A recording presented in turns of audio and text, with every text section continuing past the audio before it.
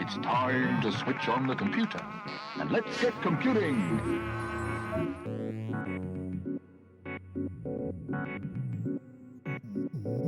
They're attracted to dank places. Test. Hello. Dank. Hello, everybody, and welcome to episode 1 of the Dankness. I am Dan Sickles. And I am Jason Bailey, aka Artnome. And we are hosting some of the best minds in the cryptosphere for a conversation about their work, their life, and digging into a bit of the mythology surrounding the entire space. So we realized that a lot of the interviews with the best-known folks in crypto art really cover kind of the same territory. I know from being on the receiving end of those interviews that I often find myself giving the same answers, and as much as I love the artists in the space, sometimes we sort of see the same answers in interview after interview. So we wanted to do something that was a little bit more relaxed and laid back and kind of get to know these artists more as humans and, you know, what's their everyday life like. So we created the Dankness just really as an opportunity to have sort of these low-key conversations and remind everybody that artists are people too, and just to get to know a little bit more about how their lives are going. So for our first episode, I'm super excited for our guest. It's somebody that I haven't had a chance to actually film with yet. I haven't had them in my studio with the cameras, but you know, bringing them into the studio for the Dankness. We're having Josie Bellini on today. Yes, children. Josie Bellini will be joining us for today's episode of the Dankness. Let's get to it. We give you the Dankness. Oh,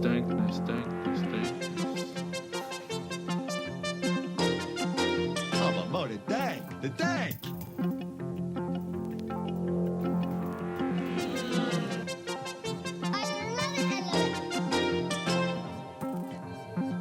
Infinite possibilities with into the future with the internet. All right. So first things first, we have this segment that we've created called Show and Tell. This is where each of us, I choose something, Jason chooses something, relevant to the cryptosphere or not, just to share that sort of happened in the past week. I'm going to go first for Show and Tell this week. Just, you know, very personal. I'm a dad. I'm a new dad, so I'm going to be that guy for our first episode and just let you all know that. But my daughter, thank you.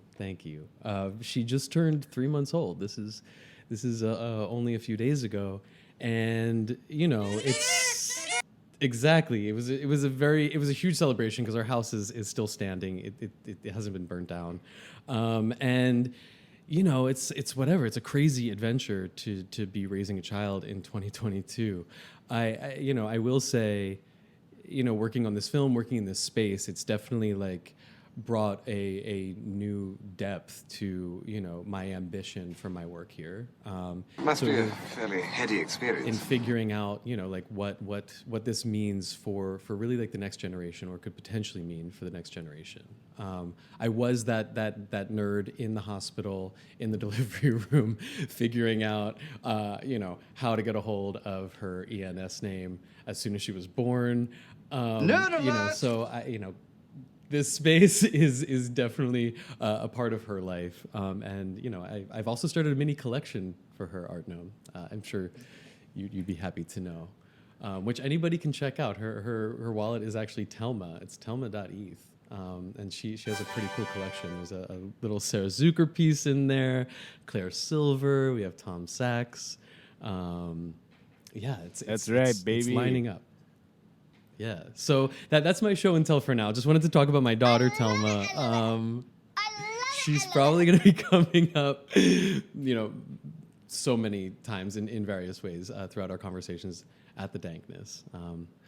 But I love it. When can we have her on as a guest, Dan? She's in like babbling mode right now. I've been in babbling mode for 44 years, so that's no reason to hold back. I also love that she has her own collection. So when my best friend had his first child, I guess 3 or 4 years ago now, I gave her a rare Pepe, actually, like one of the original rare Pepes. And he was like, "What the heck is this?" And I think it's gone up like 100x in value or something like that. So it's like Series 1. Oh wow! Yeah. Wow. So it's like legit gonna help with the college fund, I think, at some time in the future. So people should buy their children. We definitely encourage people buying their children and other people's children NFTs for sure. I actually don't have kids. We have a dog, which is our reminder that we're not really qualified to have kids because we can sort of hardly take care of the dog, particularly this week with my wife away. She's on a cruise, so I'm trying to feed myself and do all these basic things that I'm super lucky to have her for. But also working on a super cool new tool for NFT collectors that my team over at Club NFT have been cranking on for months and months. I think I've seen you teasing this for the past few months actually. Yeah. So what it goes back to. I was thinking about like what is it that we've lost in the crypto art space maybe in the last 5 or 6 years. Sure, we've gained a lot, but like I think there was sort of that true spirit in the early days of like building platforms that really encouraged this idea of supporting more artists and more collectors. And the irony is sort of as more and more marketplaces have come out, and more blockchains and more artists, I found it harder. Like I'm glad there's more people in the space, but I found it harder to find the work that I love, and particularly like new artists that I think are great. So we kind of talked to a bunch of different collectors and artists and just asked them like, how is it that you find artists, like the next artist that you want to collect, like artists that you're going to love? And they all basically said the same thing. I go and look at the artists and collectors that I respect, and I look at their collections, and I try to figure out who have they collected that I haven't collected yet, right? So being like the son of an engineer, my brain was like, wait, we could probably automate that and like augment it and expand it 1,000 times. And like, so basically we look at your collection, we go a level deep, and we look at everyone else who collects the same artists you collect. And then we figure out who do they collect that you don't collect yet, and we put it in front of you, right? So maybe it sounds a little confusing, but what's awesome about it is I've been using like low-key the beta version for months, and it's dramatically expanding the number of artists that I collect, right? It's showing me, giving strong preference to people that I haven't collected yet. So I'm writing this essay that kind of gets at the question like, could an algorithm actually, in an interface, actually help the entire space when it comes to actually collecting from a broader group of artists? So instead of going after, that star system where a very small number of artists make a ton of money, but like no one else can crack in, can we reinforce like good behavior, good collecting behavior, so that we don't just end up recreating the old art market where it's like 12 dudes make like millions and millions of dollars and everyone else kind of gives up because there's just no market there. To that note, sort of avoiding the 12 dudes sort of sitting at the top of that, pyramid, sort of on that very, very small ledge. Like, I guess I wonder, whenever I hear sort of like, oh, we're going to sort of help automate you figuring out what your preferences are or what you like about this space, I sort of immediately am like, okay, cool. What is this group sort of doing to sort of attack its potential blind spots in what those offerings look like, right? Like, how do we make sure that like this algorithm then isn't sort of then creating a slightly different looking pyramid? Yeah, no, it's an awesome question. So most algorithms kind of shoehorn everybody into sort of the same behavior, right? We know that. So the challenge was, can we specifically create an algorithm that is going to expand who people are collecting? So, if I'm collecting, let's say, I think I collect something like, 100 to 200 different artists so far, like to date, right? And it's part of my goal. I'm not even sure that it's part of everyone else's goal, but it's part of my goal to try to have some breadth to who I collect, because the new artists are the ones that I think need the most support. Like, love X Copy and folks like that. X doesn't need me to buy another NFT. X is going to be just fine, right? But, you know, some of these other artists that are just getting started, you know, if I can't find them, I can't collect them, right? So if you think about an algorithm that is largely showing you artists that you haven't collected yet, if everybody's using that, they're expanding sort of horizontally the number of artists that they're supporting. And the other aspect that I like is it kind of gives you some filters so you can find artwork that not only that you'll love, right, but that it'll be in your price range.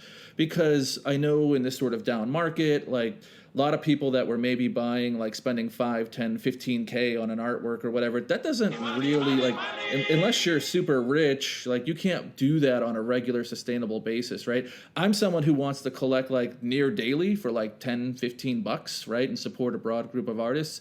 So yeah, we'll see, you know, to be clear, but I think at the core, the idea that any algorithm that naturally gets you outside of your comfort zone and sort of diversifies the number of artists you're collecting, I'm optimistic that it could actually help sort of break this this follow the leader logjam, right? Like, I guess what I've seen in this space is that, particularly for people that don't have a background in art that come in, it just feels safe to buy the artists that everyone else is already buying, right? So, and unless you find a way to break that inertia, and give people some confidence and kind of spread out, you know, onto who they might support, then I think we'll only continue to see that, right? Yeah, I think it's sort of like buy this now, figure out why later. You know, for a lot of people entering the space, it's like these are the names. This is what you want. Figure out what generative art is maybe after you've made the purchase. But the price is going up, so like get it now, right?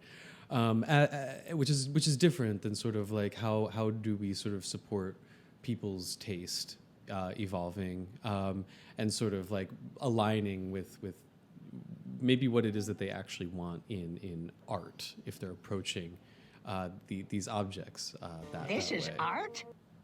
Yeah, and if we can build confidence in people that the only thing that needs to happen for you to collect an artwork is you have to fall in love with the art, right? And want to see that artist do well. There's not like a magic book where people are going to look at you know, you bought this lesser known artist and they're going to wave their finger and be like, what are you doing? You know, like literally the only box that has to be checked to enjoy yourself as a collector is to fall in love with the artwork, and you know, and I would say fall in love with the artist to some degree too, and want to see them, you know, be successful. And if we can help give people some of that confidence, or you know, make it more efficient for collectors to find art that they love that they can afford, you know, that feels good to me anyway. You know. Yeah, no, the confidence aspect I think is actually something that's way overlooked when it comes to from the collector's experience. Just, you know, feeling like you are making a good decision is actually so important, and is even.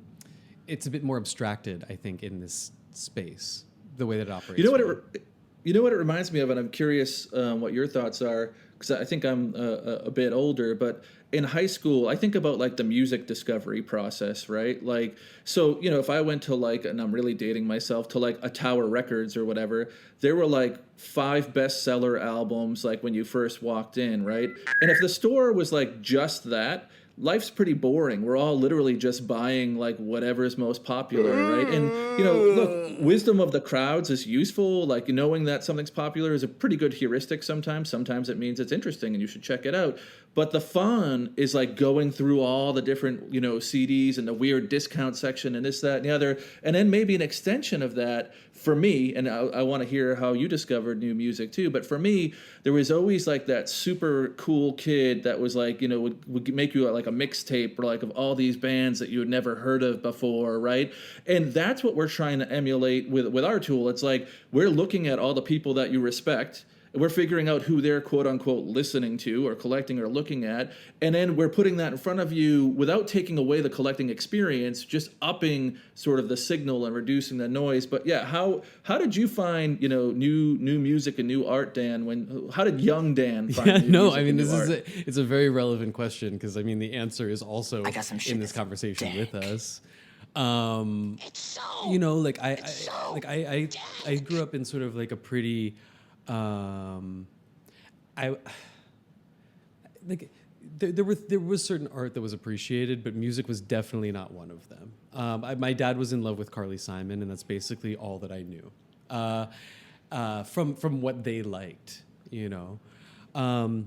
But then, yeah, I mean, honestly, it's from knowing Stella from like 6 years old on, exactly, you know, and his love of music, and literally like the experiences that you're talking about, where like, you know, as soon as we had a driver's permit, that's all that we were doing, was just driving around in my car, like listening to, you know, these sort of like fringy tracks. And for me, I mean, like it was really actually, it was having that person next to me too, to sort of also help, like like Bjork is somebody that like I would have never ever heard otherwise. I mean, I think the way that I probably encountered her really was through like her wearing that swan dress during the Academy Awards and being made fun of on SNL. Would have never actually understood the depth and the brilliance of her artistry had it not been for, you know, like an experience with Stella in a car being like, oh, this is actually what this artist is doing, right? This is art? And it does take that confidence. It does take that assurance. And it sounds like literally you've sort of broken down that process into the platform that you're building now, which is brilliant. I mean, honestly, like every time that you are posting the things that you find through this tool, like I'm like, okay, I can't wait to actually get my hands on it, because I don't really know who I don't know. Infinite possibilities. And that's been sort of my job the past 16 months, is to sort of try and figure out what I don't know, sort of storytelling wise and narrative wise when it comes to this space, but definitely when it comes to collecting. I'm super excited. Yeah, I mean, it's the most fun part for us music and art nerds, right? Is to try to find the sort of the esoteric deep cuts, or to find someone that's undervalued and start sharing that person with everyone else, right? It's communal. Like art collecting is totally social and communal, right? And without that, you know, it's just not as fun. You know, the other analogy I use sometimes, again, for some reason, music analogies seem to work a little better, is like, when I love records, right? And if I go into like a used record store, and there's like records all over the place, if like the first 100 records I look at are all like, you know, stuff that I'm really not that into, maybe it's like a Salvation Army and like it's all like novelty 50s records, which I like, but like that's not all I want to look at, right? Then I'm kind of like, So I need like a hit rate where like for every 50 or 60 records I look at, like I discover a gem or something really exciting pops out, right? And I want to find and discover and see entirely new genres and things I didn't even know existed out there, right? But if it's just like a bunch of boring stuff, I give up and leave the store, right? So what we're trying to do is like increase the number of cool discoveries without taking away that adventure of going through yourself and trying to figure out like, I like this, I don't like that, you know? So yeah, I mean, we'll see where it goes. Hopefully like an awesome outcome would be if people, instead of buying like a $100,000 PFP and like flexing that to show like, hey, look how much money I have and like how much I understand what's popular, if people started flexing like their collector diversity score, if they were like, hey, I've supported like 3,000 artists, like collected 3,000 different artists or whatever, like, you know, if that was the new flex, I think we could do worse. Like that's kind of a rad direction to go, right? Where's the most efficient place to like look for updates as to, you know, when people can test this out for themselves?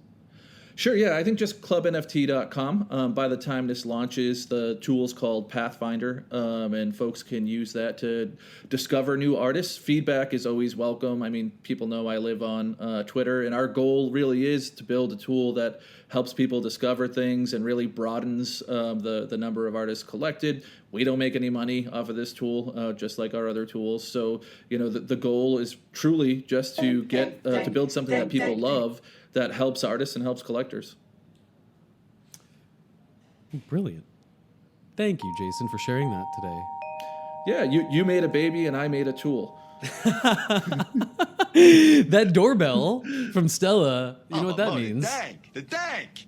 It means that it is time to move on to our guest for today's episode, Ms. Josie Bellini. As we get settled for that, though, a quick pre-roll.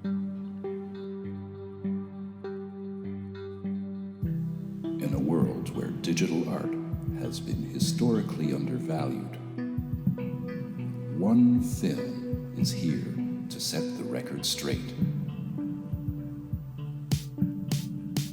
Featuring over 100 artists, collectors, and developers, each an important voice in the NFT community, partially funded with the cutest NFT project you've ever seen, Depop Studios presents I'm New Here. Learn more and mint your newbie today at newhere.xyz.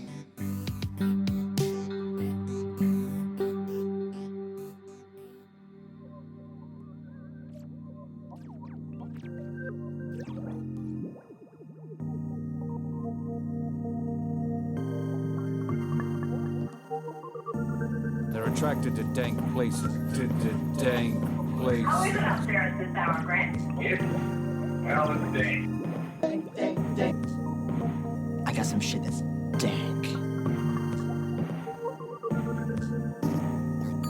Welcome back, everybody. Welcome back to the Dankness. For our first episode, we have a very, very special guest. Somebody that, I'm very excited to chat with. Haven't really spoken to yet in this sort of context. Josie Bellini. And, Josie, for anyone who doesn't know, is one of the most well-respected thinkers in crypto working today. She's a multidisciplinary artist based in Chicago, and a lot of the early Ethereum projects really include or are attached to Josie's name, or Josie was a part of all of these early projects. She was there then, is sort of how I've come to know Josie before meeting her. She's been minting work since 2017 and really just been involved in the overall crypto landscape prior. Her style as an artist is immediately recognizable and includes many crypto tropes and themes which resonate deeply with the community. Her Bitcoin gas mask is a Bellini trademark and appears in works such as Filter, Onward, and Yours Truly. Her website, josie.io, that's josie.io, is a really good way to check out her digital and physical artworks and get plugged into what she's up to, which is a lot. Josie has a background in traditional finance, an experience we can all assume, since she's here speaking with us today, has propelled her away from it and into the world of coding, cryptocurrency, and NFTs. Some other really notable works that everybody should be checking out that's listening to this, some works that I love include Genesis, Out of Many One, and of course, her incredible metaverse project, which is consistently and continually expanding into who knows where, CyberBrokers. Artnome, I believe you've known Josie for quite a bit. The two of you probably go way back. Yeah, so Josie, I've been aware of Josie and the Bitcoin gas mask for many years. Josie kind of, for me, comes from that group of artists that actually were sort of crypto first. Like these days, if you see someone selling NFTs, you can't really make any kind of assumption that they have any understanding or interest, to be honest, whatsoever in the blockchain or in crypto.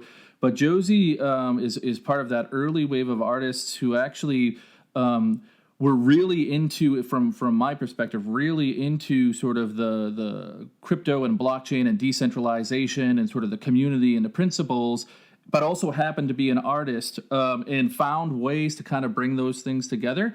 And it's actually kind of rare these days that you see people that use art as a way to spread the word about sort of decentralized finance. But that was a big part of it early on. People were thinking that, we want to get the word out about sort of the benefits of cryptocurrencies and art sort of DeFi. And these things were confusing to most people, right? Let's just be honest. You start talking about blockchain and to somebody that doesn't understand it and their eyes kind of glaze over. So there was a need for people to actually make it easier for people to understand and to be excited about it and to make it sort of sexy and engaging. And I think Josie and a lot of artists of that generation that kind of came in really accomplished a bunch of that. So yeah, we met. I don't know, Josie, what do you remember when it is we met? I know I was for sure on your podcast, but maybe take us back. You were how are you? Art. Oh, I'm good. Thank you. Also, that was an insane introduction. So thank you, Dan and Jason and Stella, for your contributions there. That was a really good introduction. So thank you. But yeah, no, Jason, I knew of you before. Obviously, you came on Behind the Art, but I had you on that podcast a while back, which was really fun. But I'm trying to think of when I first. A lot of the reason why I was really interested in you and following you is because you were one of the loudest voices that I saw that was really being like shouting from the rooftops about artists, about the people out there, and going deeper and asking, like, putting statements out there about the meaning or how special these works are, or being a really early like participator in the art platforms, and really like celebrating the art for the art, which I was really interested in you because I saw that from you, and it wasn't really some of the other folks that were thinking they were doing that were more of trying to like put their finger on like being the curator and deciding what was going to be expensive in the space and what wasn't going to be. And I've always felt like that real authenticity from you, and kind of the like a little bit of the fuck you attitude, like not really caring what other people think about you, which I really respect. So yeah, I don't know exactly when we first had our like intro to each other. Obviously, we talked deeply most on Behind the Art, but I had always been a follower and fan of just you as a person and what you put out there. To hop in with like a bit of a question, I guess, it's like you're right. I feel like in terms of how I've been learning the space, I think Jason has been somebody who, as soon as he came into it, was like, hey, crypto art, capital CA, right? Mm-hmm. I wonder for yourself, you know, obviously being around so early and understanding like the necessity to evangelize the space, right? To not only sort of like mythologize the logos of the actual currencies, but also to like within the actual art sort of like spread the message of whether it be decentralized finance or whatever it is, self-sovereignty. I'm wondering if for you, like you initially saw the work that you were doing and putting on chain as art, as propaganda, as evangelizing, sort of how you classified it for yourself early on, and sort of how that may have changed. Yeah, so I've always been a really big fan of street art, and I think that also was a big like inspiration and like a big thing that I look towards in every piece that I created, because street art for me, I mean, I grew up in a lot of areas where there was a ton of graffiti, and some that was thoughtfully done and some that was not so thoughtfully done. But I became a big fan of, I'm not going to pretend that I know like a ton about all the famous street artists out there. I don't. But I became a fan of, you know, the Shepherd Fairy and like all of these people and what like they were portraying in their art. And it was really special to me that it meant something. Even if it was simple lines or just like a phrase with something crossed through it. Like, I was really attached to, okay, you don't have to be the most talented artistic going to art school. Like, I didn't go to art school. You don't have to have all of these, like, oh no, you can never use black paint. You have to mix it with all these things. Like, just put out a message, and like, if other people connect with that, you have something in common, and you have that bond that's like displayed through this artwork.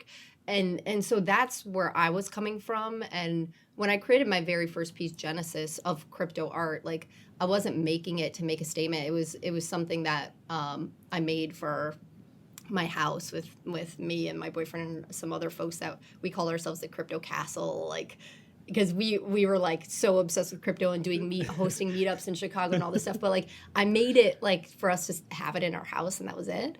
But really, as I started creating more and like realized the community wanted and needed it, and like it represented their journey as well, it was important for me to put a message in all of my works, or else there was nothing to be inspired by. Like, I never wanted to just create a painting of a girl with something background. Like, I had to be inspired to create the piece. So I don't know if that answers it.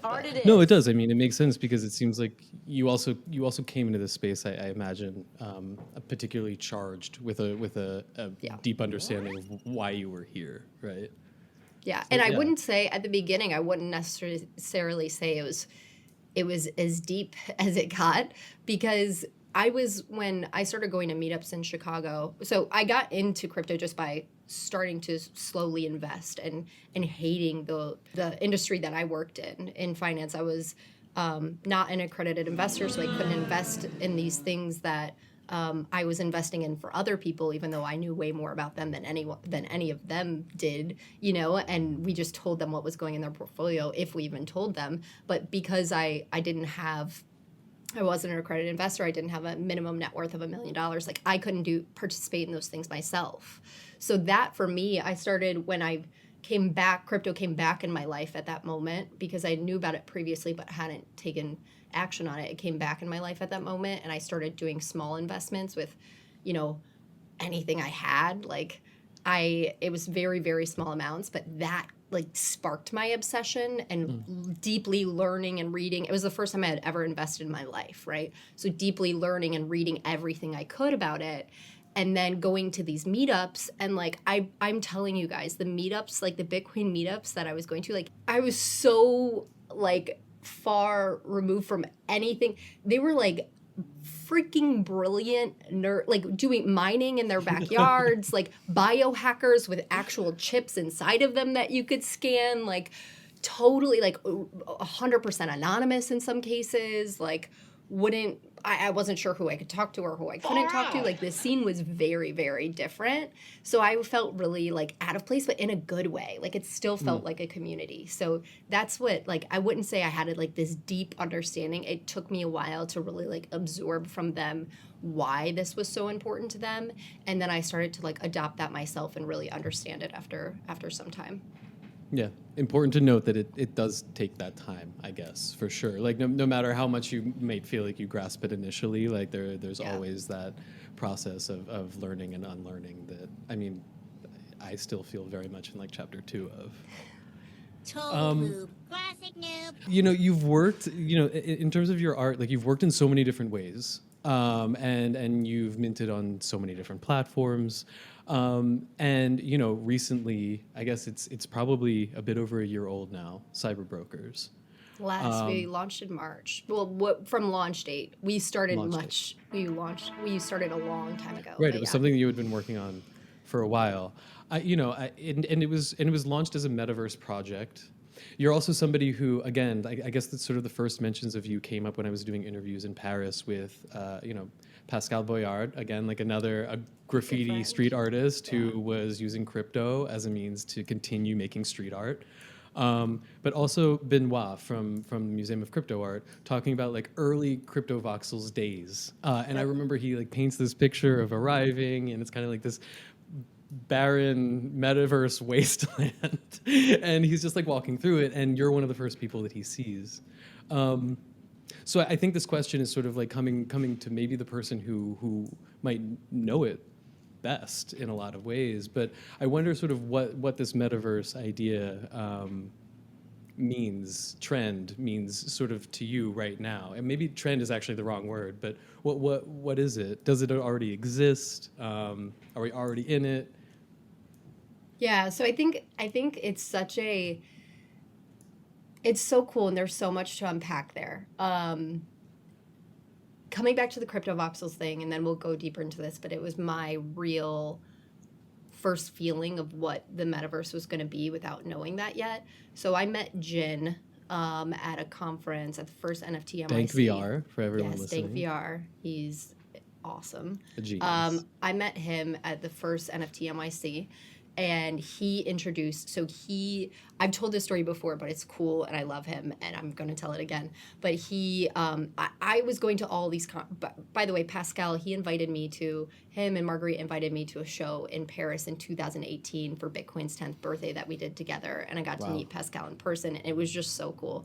But anyways. Yeah, Pascal's incredible. Very nice. Yeah, he's so cool. So the reason why that makes sense here is I had met Marguerite the first time at a conference in Chicago in 2018 in August that I had helped put on. I had helped host, did all the design work for, because I was like, I want to work in crypto. Let me do anything I possibly can to work in this sphere. So I was doing design work and website stuff for all these different companies.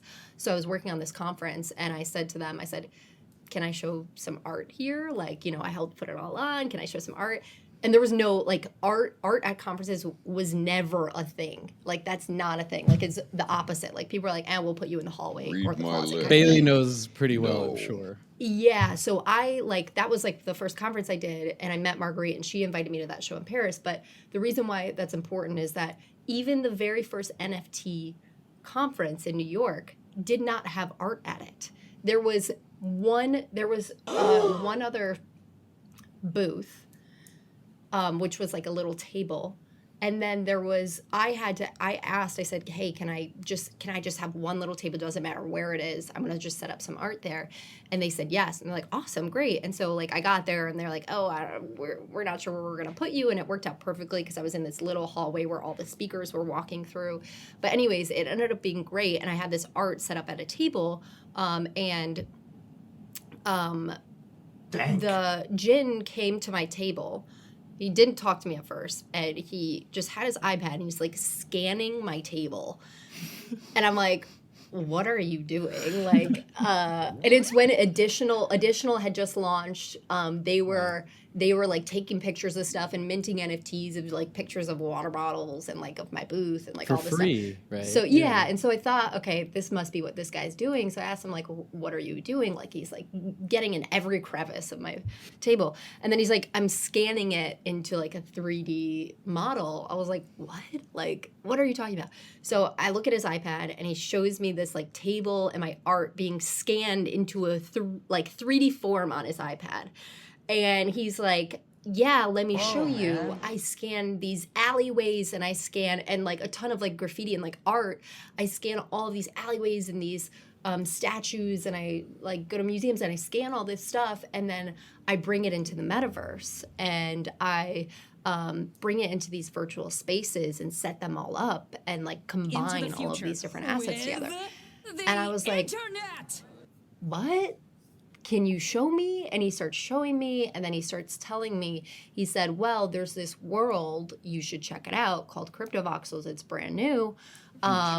Would love to help you get into it. And this is when CryptoVoxels was brand new. There was no color in CryptoVoxels, right. No miniature, no like, you know, I can load the Megavoxes now, no wearables, no, there was nothing. No water, right? I think. Yeah, there was nothing. Yeah. There was literally a white box with a black outline. That was it. And so, and you know, and Josie Bellini's like right on. It was so cool. Well, no, I early on I told Ben, I was like, we need color in this world. And Jin and Ben were like, no, that's the beauty about this world. It's black and white. Like, and I was like, guys, no. Like, we need color. You can have an area that's black and white, but we need color. And they were like really upset about that. But like, Ben, to his credit, took a lot of feedback in those early days and helped make it what it is. This is Ben Nolan too, yes. For people listening, the Ben creator Nolan. of CryptoVoxels. And so Jin sold me a parcel right next to him in the Makers District, right next to him where we were neighbors. That was my first piece. And then I stuck around and I kept building, and I met the most amazing people, artists in there while it was still so small, and I'm still friends with. They're helping me moderate my Discord. Like, they're freaking fantastic people. It was such a cool start, and I stayed in there for a while and created some of the very first wearables. Did a lot of really fun stuff in there, and I'm super fond of all the things that happened. But sorry, I got sidetracked. The whole reason why I wanted to bring that up is Jin was really the first person who introduced me to this extra layer. He introduced me to VR chat, to like all these virtual spaces. And he expanded my mind. It was funny because at that first NFT, when I met him and he told me about CryptoVoxels, I was like, I'm going to do a virtual gallery. I was like, I'm going to be the first one. Like, I'm going to make an art gallery in CryptoVoxels. And like, it hadn't been done before in CryptoVoxels. And like, and I was so convinced, like, I'm gonna be the first one to do this. And he was like, yeah, good idea, let's do it, I'll help you. And then, like, that's literally what CryptoVoxels is now. I'm not saying I started that at all, but I thought it was such a unique idea, and it was never done before, and I was gonna do it with Jin and, like, all this stuff, and, like, it was such a no-brainer now looking back at it. But he opened my world, like, so much bigger. And now for me, the metaverse. Well, I guess I go ahead. I conflated the question. I feel like we should maybe pause there too, Okay, because sorry. like it's me.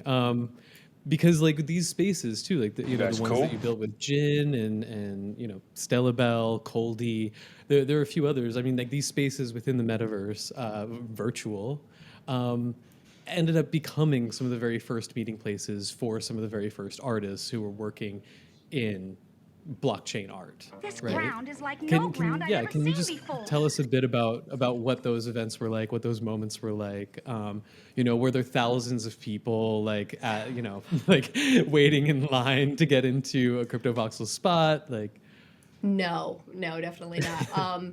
There were not thousands of people, but you know who actually I give a lot of credit to making CryptoVoxel meetups really cool is Rizzle and Matt. They did really good job with the WIP meetup.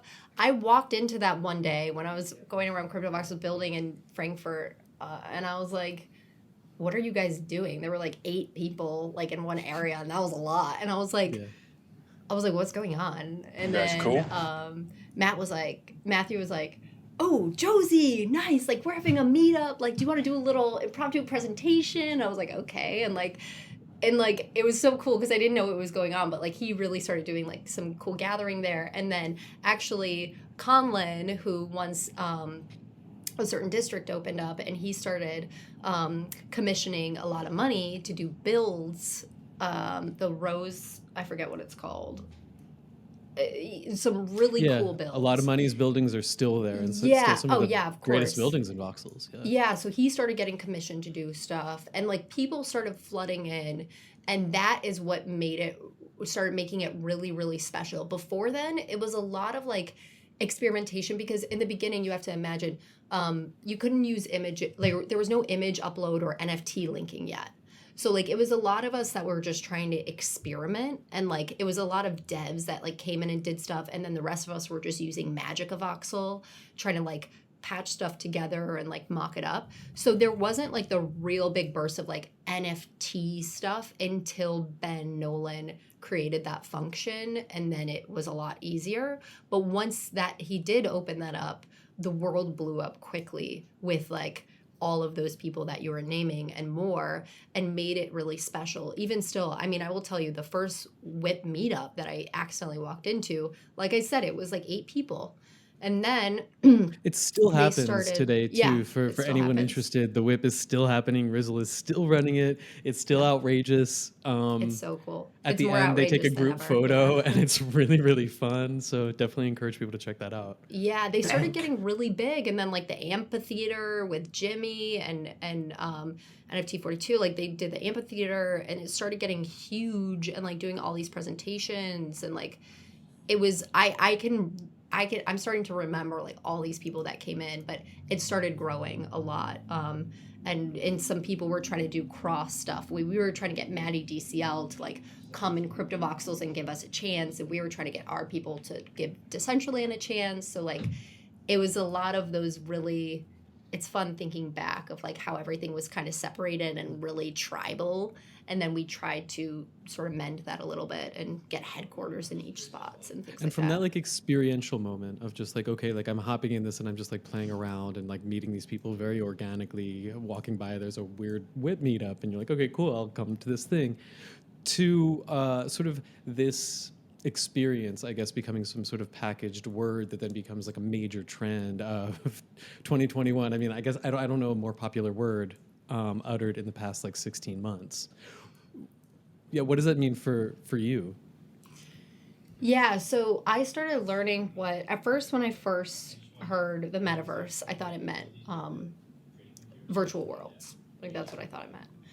But as I saw this space grow and saw how people interacted with these experiences or created their own or whatever it was, I started to really understand what like the definition of metaverse was, and that it was so much bigger than all of these things, and that like to ride off the hype of that word experience, like it really is the experiential layer of the internet, right? So it's much bigger than virtual worlds. It involves a lot of different things, right? It involves, the journey into the future. Stella, I love that. That was a good timing. But it really does involve so much more than that. And so I started to learn that through my process with working in crypto voxels and expanding beyond that and really understanding how big this is actually going to be and how much that the metaverse, whether people will know it or not, is going to touch every aspect of their lives, in my opinion, moving forward. Bailey, I feel like I don't hear you.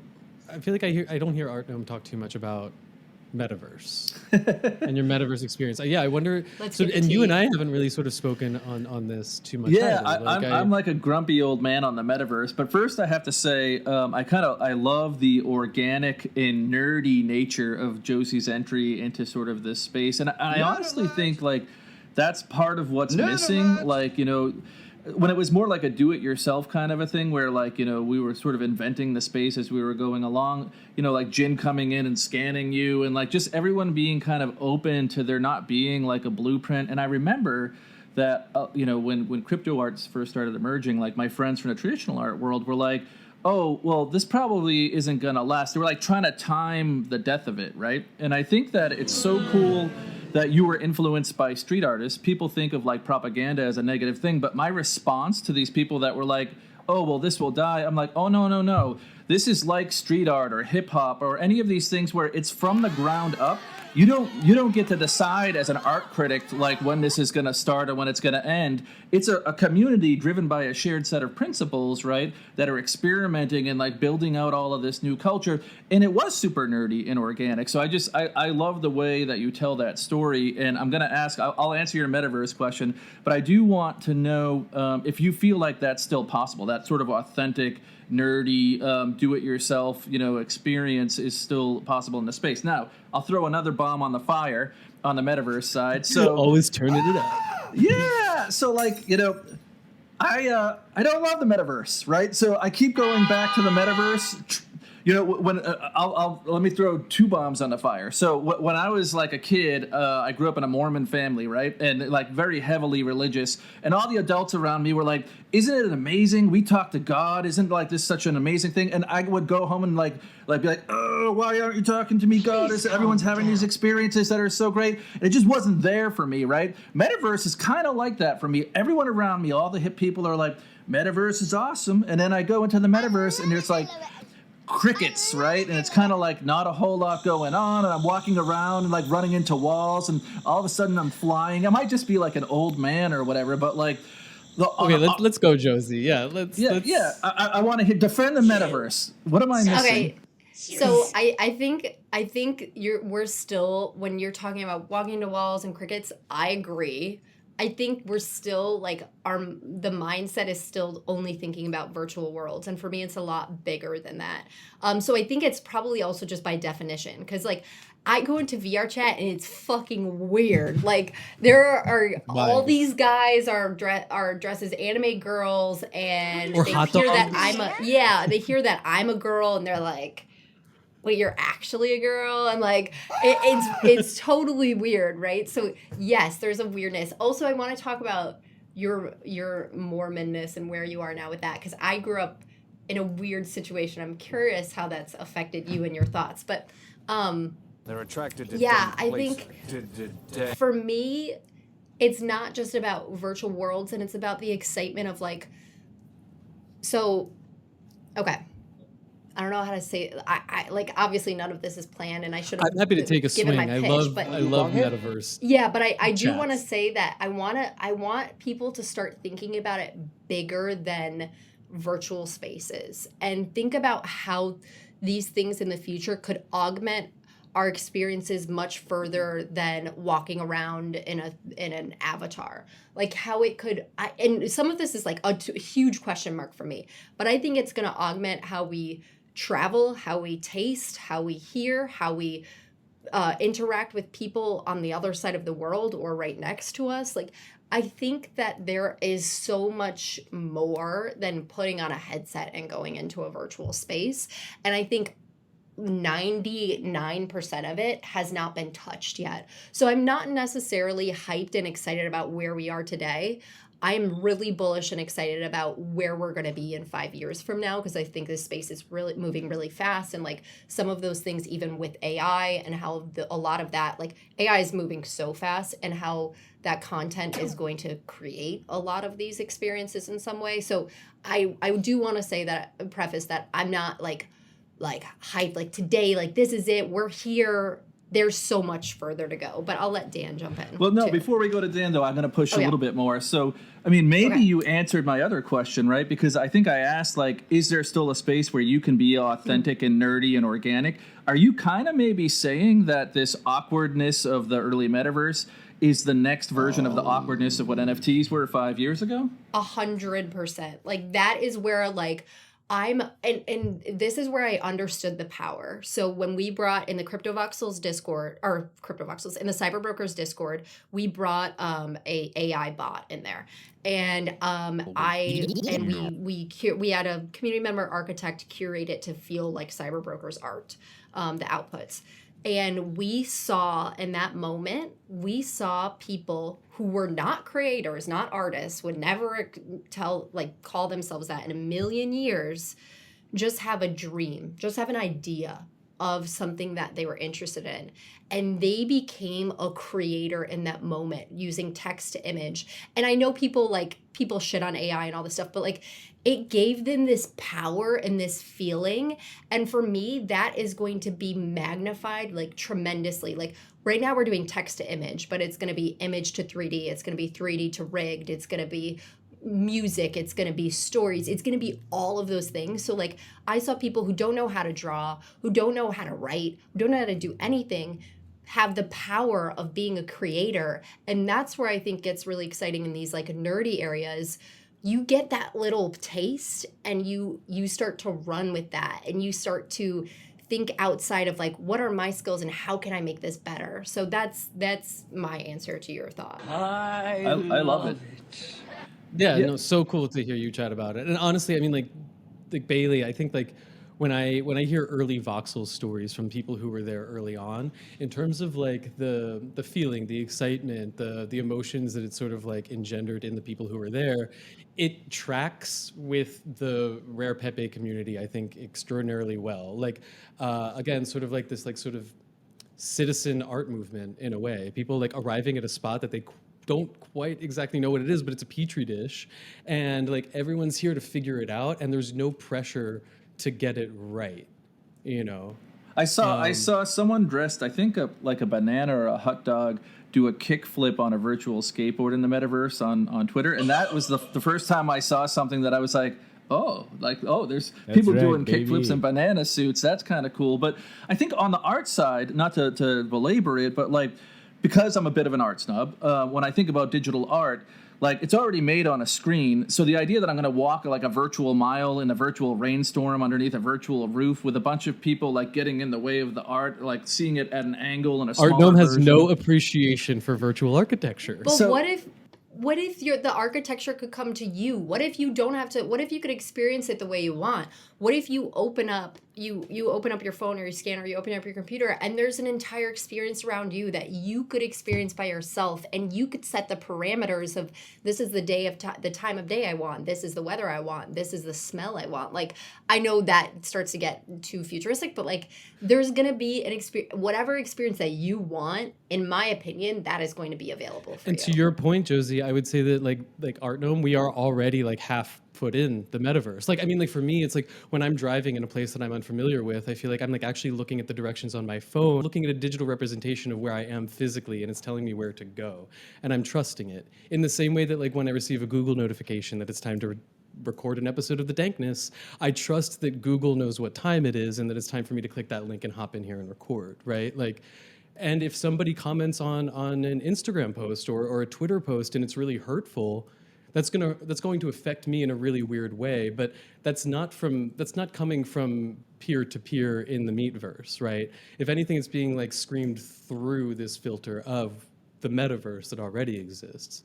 It's just a largely unpleasant place right now. And I think like places like voxels and, you know, like these sort of more 3D immersive experiences are efforts to make it more artistic and more experiential. Do you guys think that it has to get more realistic to get better, or do you think it actually could get more pared down? So I look at like people, including me, when they're kind of bashing on the metaverse, or like, I don't know, like what, 15, 20 years ago we had Second Life and it felt every bit as good or not as good as what we have as an option today. When you're bringing me around to believing like it's just the early days and that's the cool time because that's when the nerds hang out and figure out what's possible. But do we have a sense of what would make the experience better? Or maybe part of what I'm hearing is like there are already good experiences happening. I just don't know where to look because I'm like the old fuddy-duddy.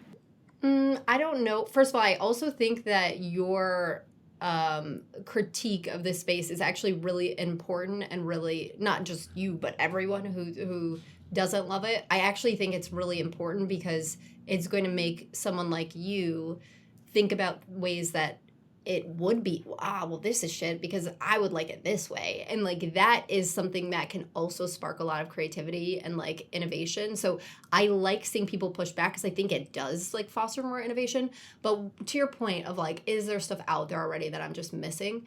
I'm sure there's stuff out there that you're missing, but do I think that it's like where I would love it to be? No. And like, here's a good example. Do you know Robin Schmidt? Do you know Supermassive? Of course. Okay, so you should check out Supermassive. He's a good friend. He's awesome. He is bizarre. He's a fantastic filmmaker. He's brilliant too. He's so cool. You need to check him out. And he is starting.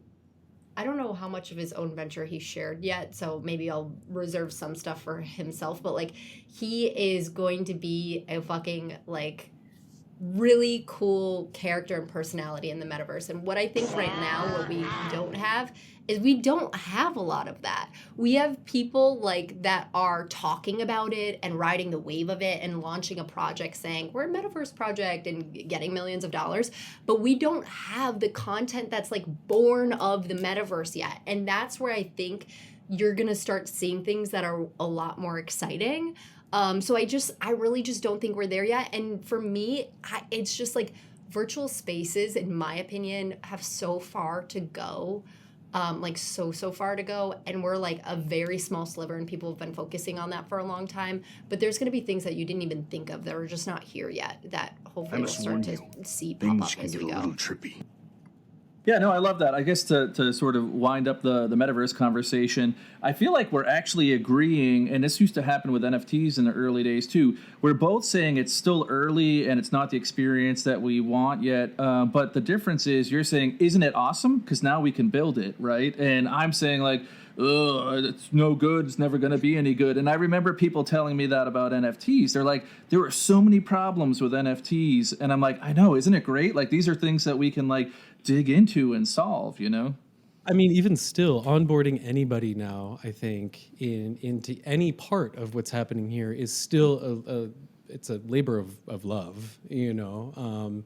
It's not a fun process by any means, and I think that like that's also something when we talk about the metaverse that I think a lot of us are looking forward to, just like a easier, more seamless UI experience. Yeah, because right now, I mean, really, NFTs have solved like.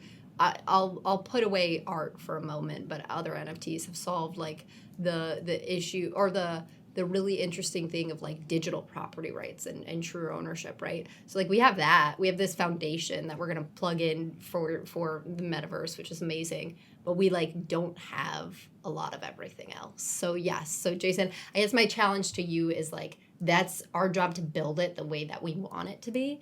And we're already doing that a lot with ourselves and CyberBrokers and MEX and all these things we're launching is to build them. There's not even, to shed light on this, there's not even a standard right now for 3D assets. There's not a standard where the asset could be used in all of these different worlds. We literally had to go talk to all these different places and say, what works for your world and how could we possibly do the thing that we think is going to be closest to the standard once that's decided, but it's not even decided yet. If that helps like illustrate how early it is. No, it totally does. And I know we might jump to the next segment here in a second, but there's no easy way to squeeze this in, but I have to say it because it's important, and my mom will appreciate it if she listens. So, when I was on your show last time, I had been talking about like NFTs and blockchain forever, and my mom, who saw me go through art school and stuff, was like, Have you lost your way? Like, you're not talking about art anymore. You're not making art. You're like, crypto seems like it's about money and currency or whatever. And then she listened to our interview and she was like, that was such a great interview because it was so clear that Josie is just like passionate about making and about other people making art. Like it was back for the first time in like 2 years. It's back to like making art and like about so. And I think that comes through when you were talking about earlier. You were saying how excited you were to see other people using like text to image and things like that. And I think not just your passion for your own art, but your passion for other people's creativity is awesome. So I wanted to throw that in because my mom like thought I had lost my way and like was because of you. Yeah, Josie, yeah. Artnome has been invited back to Thanksgiving so much dinner. To me. That really means a lot to me. Thank you for saying that. Yeah, absolutely. That's cool. Huh. Offline, because you probably don't want to say it on here. I'd love to know your mom's name, but you could tell me later. Oh, it's fine. Yeah, Bonnie's crafting away. She's an artist, and there's a whole conversation about art and craft. I think they're the same, but she's a rad artist too. So. Yeah, cool. Bonnie's a fan. I'd love to check her out. Check her work out. That's awesome. Yeah. Thank you, Bonnie. I think we got Stella chiming in right now. You know what that means, Artnome? You know what that sound effect means? Yeah, I think I've missed my cue here a couple of times, but I believe that means it's time for the random 22 questions. So this segment first. Oh, go ahead, Dan. Go ahead. Yep. We got a pre-roll. Oh, we got a pre-roll. I thought we were going straight to the question. Let's hit the pre-roll.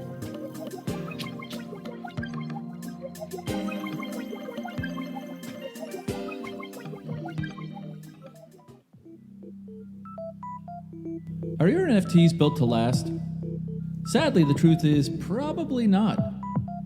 About 40% of NFTs store the images and the artwork and the metadata all off-chain on private servers owned by the marketplaces. So when the marketplaces go under, poof, there goes the value of your NFT. And less than 10% of NFTs actually store all the files on-chain, and that's because it's really, really expensive. That leaves 50% of NFTs which use IPFS. The great news is for your IPFS NFTs, as long as you create a local backup, you can always restore your NFTs in the future. Go to clubnft.com and create a free backup today.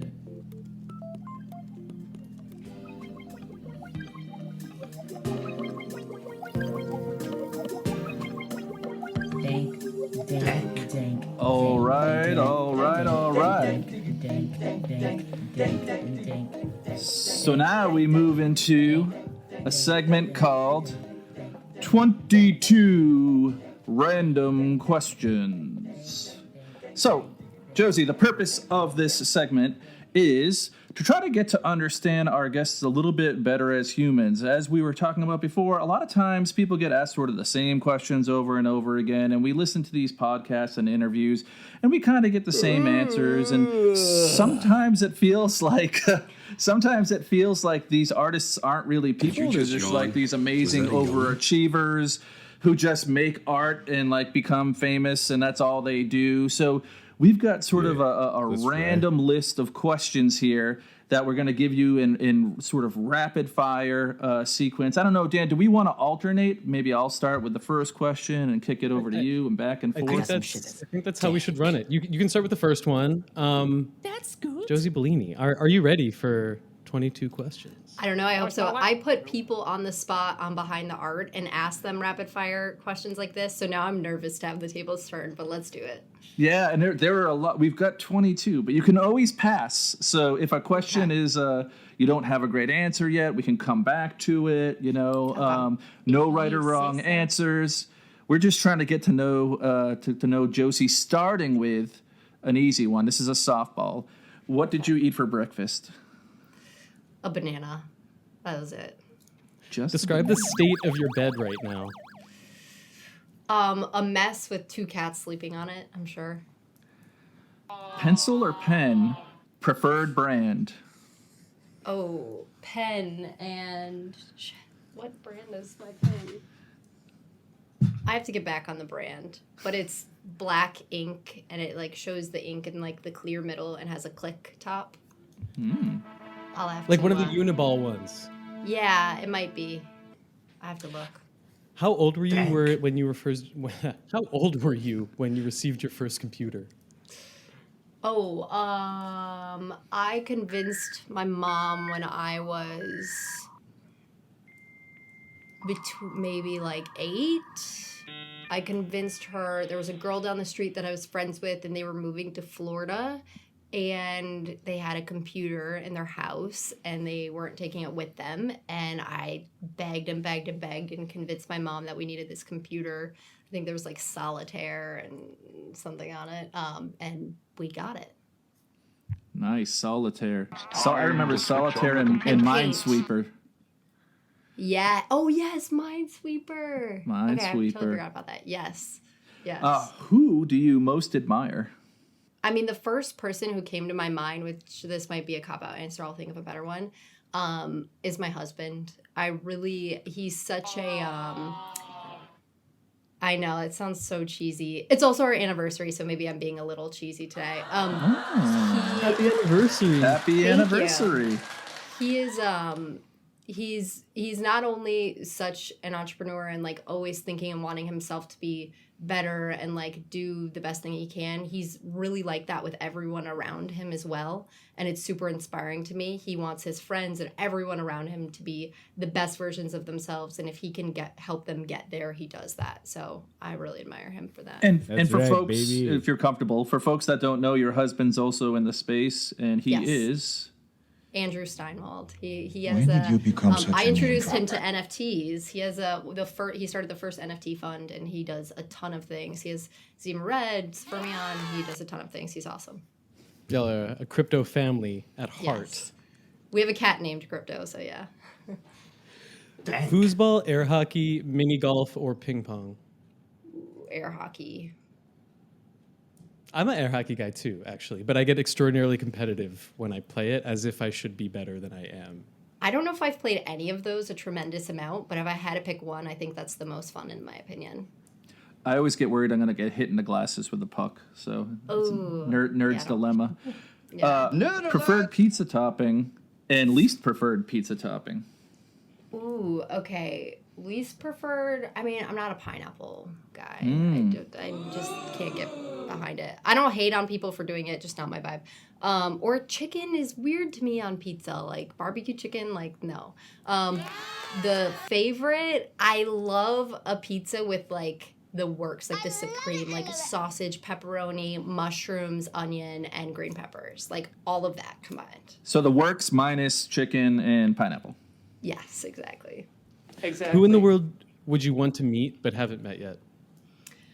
Oh, wow. That's a good question. Who in the world would I want to meet and haven't met yet? Can I come back to that one? Because I want a good answer for that one. We'll come back. Yeah. Okay. So, Josie, can you share one vice that you'll openly admit to? Yeah, I'm honestly, I'm addicted to YouTube. I watch an obscene amount. I have YouTube playing in the background while I work. I watch it at night. I am addicted to YouTube, for sure. What's an often overlooked aspect of your personality? Everyone thinks that and I love this, by the way. Everyone thinks I'm the nicest person ever, and so, which I think I'm pretty nice, but like also I feel sometimes I have to hide a little bit of my humor because it can be a little dark or fucked up. So I have to hide that a little bit. So I'll say, I don't know if overlooked is the right word, but people don't know necessarily a lot about my humor. See, Mom, Josie's not as nice as you thought. Don't call Bonnie that. So your favorite era of art? Oh, God. This is also going to be a crappy answer, but honestly... What is my art and why is it art? Why? Honestly, I just have to say that just in general, like the genre of street art, I know it's a little bit of a cop-out, but like it is so important to me. It's what I collect in my home. Like it fills my walls. Like that is I have to say that's my favorite, or else I would be lying. If I could change one thing about my IRL neighborhood, it would be the safety right now. It's getting a little tough around where I live, and people getting broken into and cars getting jacked and all that. I'd change the safety for sure. Especially with a kiddo. You and I both are sort of dealing with that in cities right now, what it means to like have a kid in a major metropolitan area. I mean, when my husband leaves the car, I literally, and I'm still in the car with my son, I go into the back seat and I unbuckle him out of his car seat just in case if someone's going to come steal our car, like take the car, let me just take my baby. So we have to be super conscious of that with all the crazy stuff going on right now. Another thing about the metaverse, Artnome, no one can steal the art off the walls. I mean, if you guys just come and live with me in the woods out here in Sasquatch land, you'll be plenty safe. Rural areas of America are definitely much better. Yeah, we don't have time to get into it, but I took my dog for the first time for a walk yesterday and saw a bunch of orange hats in the woods, and I'm like, oh, what's that? And then I saw the rifles, and I was like, oh, it's hunting season. Like it's just scary to see grown men walking around the woods with guns. But yeah, it's probably a larger topic. Yeah, that is scary. So we'll jump from that, obviously, into the question, what is your favorite operating system? My favorite operating system? What does that mean? Like, am I a Mac or an Android user? This is Dan's question. I'll throw Dan under the bus. Oh, sorry. That's actually a pretty good answer. I feel like there are people who are like all about Windows 95, you know. Oh, maybe I'm just too young. I don't know. Or maybe I got computers late in life. I mean, you were playing Minesweeper, so, you know. Yeah, but I mean, I was also like, like that's pretty much all I could do, that and Solitaire and Paint. So like, yeah, I don't know. I don't care. I'm a Mac user. That's not really an answer, but. No, that's a perfect answer, actually. What's the first website that you remember? Well, okay, this is not the first website I remember, but I used this a lot as a kid and big fan. Neopets was fucking awesome. So obviously it wasn't the first, but that was like, I was really obsessed with Neopets. Yeah. Wow, I haven't thought about Neopets in ages. Yeah, that was really fun. Is that like Gigapets? Sorry, just for the old people. You don't know Neopets? No, I'm old. There's a growing gap. What year did Neopets come out? Neopets. I feel like it was late 90s. Yeah, 1999. 1999. So I was in college. You weren't that old and. Too old for a Neopet, apparently. Yeah, I've got homework to do on a Neopet. I mean, I don't think so. Yeah, I mean, do you know? Let's see, what year did? I mean, my sister played Club Penguin a lot. That must have come out a lot later, right? Oh yeah, 2005. Anyways, Stella just answered the question of what I was doing in 1999. Yeah, so hopefully mom isn't listening. If you could live anywhere physically, you would live in. You know, right now, I really want to try out New York. I know, Jason, you're probably rolling your eyes because that's probably the last place you would go, but I really do want to try out New York. I am nodding. Come our Dan way, Bellini. Come our way, Andrew Steinwald. Come hang with us on this crazy island. Safer in the woods, just saying. The woods scare me though. See, I grew up in a city, so like I've dog sat for some people in college with like, and they have like a lot of like land in the area that I went to school, and they have all these big windows, and at night they had these tiny little shit dogs. Like, sorry, I like little dogs too, but like these tiny shit dogs, right? And so these dogs are yapping at the huge glass windows that I can't cover with shades because there's no shades. They're yapping out the window, and it's pitch black outside, so you can't see out, but people could see in. So they're barking and making, and it felt like someone was right outside the house and I couldn't see them. It was the scariest thing of my life. And like, I literally had to like go into the basement and like cover the windows and just put on TV to keep myself sane because I was so scared. So like the woods, the emptiness, like that scares me. So Josie is not as nice as you think, as she mentioned. She hates nature and small dogs, but likes Neopets. And NFTs. Cats. Yeah, exactly. Josie, what's your favorite insect and your least favorite insect? Favorite insect? I feel like it depends on what moment in my life. Because if you asked me when I was young, I'd say a roly-poly. If you asked me like 3 years ago, I would say ants. Not in person, but to watch on YouTube in ant colonies. If you ask me now, like really, I've been looking weirdly at like some like beetles and like winged insects that I think are pretty beautiful for some inspiration for stuff. So it just depends. Very cool. What's your least favorite? Oh, least favorite. Oh my God. The millipedes and the earwigs, like the gross, or even the silverfish. Those were like in my apartments growing up. Like, you know what I'm talking about? What are they called? The silverfish? Mm-hmm. Oh, I don't think I know those. You know what I'm talking about, Jason? Like they're literally like, they're like teardrop shaped and they're shiny silver and they're creepy. Yeah, they're nasty. Although I think earwig takes the cake for like worst name. Even if an earwig was like a beautiful butterfly, just calling it earwig is just kind of like a nasty name. Yeah. Earwig. Oh, so if you could only jump into the future, time hop into the future, or time hop into the past, pick one. Which would you do? The future, for sure. The future. Where the metaverse is actually useful and fun. Oh, sorry. Yeah, exactly. Oh, burn. What's the worst job you've ever had, Josie?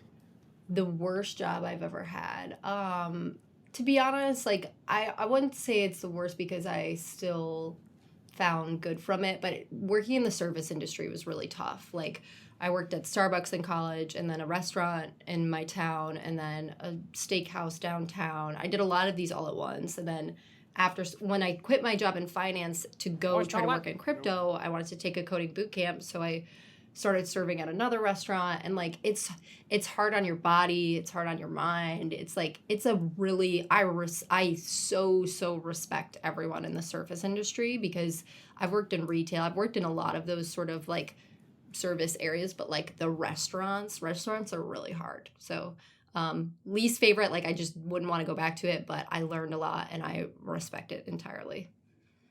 Good answer. What is your favorite, or was your favorite, animated cartoon series as a child? Okay, so I was not allowed to watch a lot of TV or movies. My mom was actually Jehovah's Witness, and so like I wasn't allowed to watch anything that had anything to do with potential magic, or like I had never, which a lot of people, that's another thing people don't necessarily know unless like I've joked about it in my Discord. I have a really big gap of like anything pop culture, like a huge gap. And I didn't watch Lion King until I was in college. I didn't watch Harry Potter until 2 years ago. Or Lord of the Rings. Like I had never grown up with any of that stuff because I wasn't allowed to. Which I hated and I resented, but like I couldn't. And there were like some weird stories behind that. So I didn't actually like watch TV growing up. And if I had to pick something that later I liked once my little sister was watching TV, once we were not living with my mom anymore, would probably be like Fairly Odd Parents was really cool.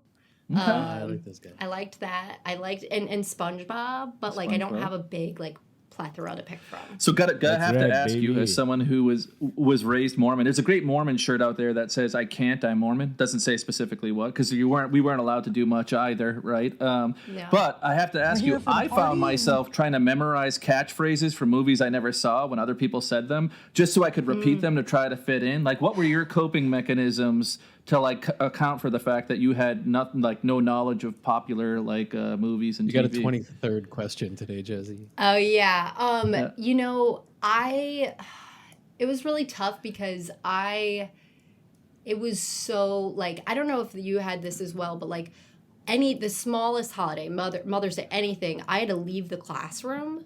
I couldn't be there, or the Pledge of Allegiance. Like I couldn't be there. So like I was so removed, and like I hated it so much, and I felt like I missed out on so many things that I never really tried to like fake it or like pretend like I could be a part of it, because it was something that I was so angry about as a kid that like I wasn't even allowed to like share in that I didn't really do that much. But I think that actually later in life it made me more open and curious to ideas that maybe if I grew up differently, I wouldn't have been. I would have been really closed off to it.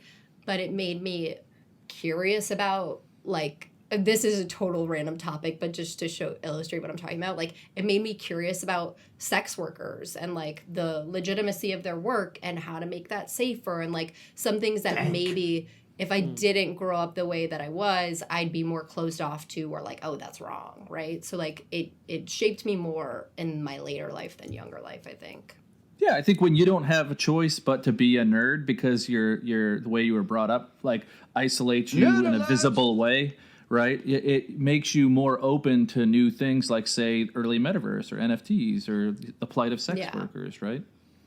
Yeah, exactly. I was a little bit of an angry kid, that's for sure. Like, growing up until a certain age. So, yeah. See, Mom, Josie's angry. Yeah. Stop telling Bonnie all this. Wow. I love that. Like, we're getting to the meat of this too. Like, in our third act here. But, Josie, to bring it back to our question list, yes. What's your favorite type of day to work? Favorite type of day to work? Time of day to work. So I used to be, before I had my son, like a good all-nighter. Like, I loved like nighttime work. I felt like if I could have a productive all-nighter, I'm like, I just added an extra day to my week. Like, I just felt like I had an 8-day week. Like, I can do this 2 nights in a row, maybe 3. Like, now that I have my son and he wakes up before the sun comes up, I've figured out how to get in a rhythm to really like get really productive and run a company, which is obviously I have to work in specific hours. So it used to be literally in the middle of the night. Now it's early and do like a good strong 12-hour day. And then once I close my computer at like 9 p.m., have like 3 hours to like do anything I want. So now all day, but starting in the morning. So this next one, given all our God and religion talk, it seems like it's fitting that it landed on me. What is your ideal afterlife scenario? Maybe for my brain to be uploaded somewhere and be able to live for as long as I would want to in that kind of space. Into crypto voxels? Trippy. Maybe not crypto voxels. I think I'd go crazy in there. Just everyone partying like around you, like at the whip. Like yeah. I think We're here for the party. At some point burn out of the voxels and need something new. But yeah, upload my brain somewhere with the people I love so they could be. I want them uploaded too. I'll leave the last one for Artnome, but coming back to who would you like to meet but haven't? Yeah. Okay. Wait. I kind of want to. Am I allowed to turn the question on you and get inspiration from you guys? I'm curious who you guys want to meet and haven't. Am I not allowed to do that? No, I think it's fair. You're allowed to do anything. Okay, well then let's do it. I want Stella, Jason, and Dan all to answer that. I love it. So the only issue is Stella only speaks through sound effects. Oh, okay. There might be a King of England sound effect that they've got queued up. But hello, no one is available to take your call. There we go. For me, it's Vera Molnar, who's this like amazing female pioneer of generative art, who's like in her late 90s. Someone once got her to like wish me a happy birthday on video, and it's like one of my most like favorite birthday presents ever. She's just like brilliant and creative and awesome and like wise. So yeah. We've got to get you to Paris, Bailey. She's at the American Hospital in Paris. Yeah, and I'm sure we'd love to. I would love to just give her a hug. I think I would just be like too like starstruck to say anything. And how do I say I don't speak French in French?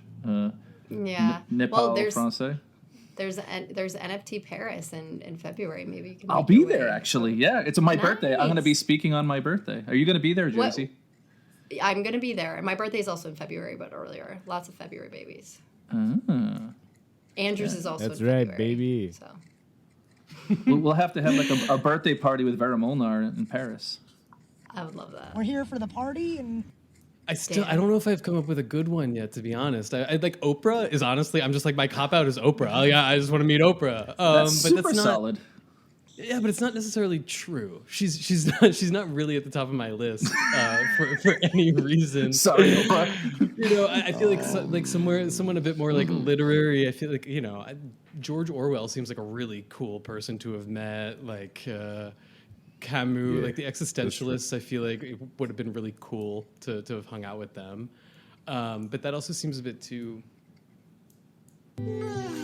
Exactly. Yeah, it's tough because when I think about this question, there's multiple layers to it. Like, who do I actually think I could hold a like conversation with that is just not so above my like you know Britney what I mean? Spears. That's my answer. Obviously, my answer is Britney Spears. Like it's sitting there in front of my face. Yeah, I definitely want to meet Britney. Would love to hang with Britney. Would love to work with Britney. I think she's a postmodern genius. I like that. Yeah. I like that. Yeah, the question is so hard for me, like I said, because I feel like I'm not smart enough to hold a conversation with a lot of the people that maybe I could, like, I think would be good answers, if that makes sense. But I think that if I was like, because I'm thinking about it realistically, like if I could actually meet this person, and then I start thinking of like, some business owners that I think would be exciting to talk to get like real meat out of the conversation. But then I'm like, is that the reason why I should talk to them? This is so finance. Many things are going through my head. Finance Josie fighting with artist Josie. Finance Josie is like, you need to have a practical like takeaway from this conversation. This is also when like 22 questions borders on therapy in a way, right? Exactly.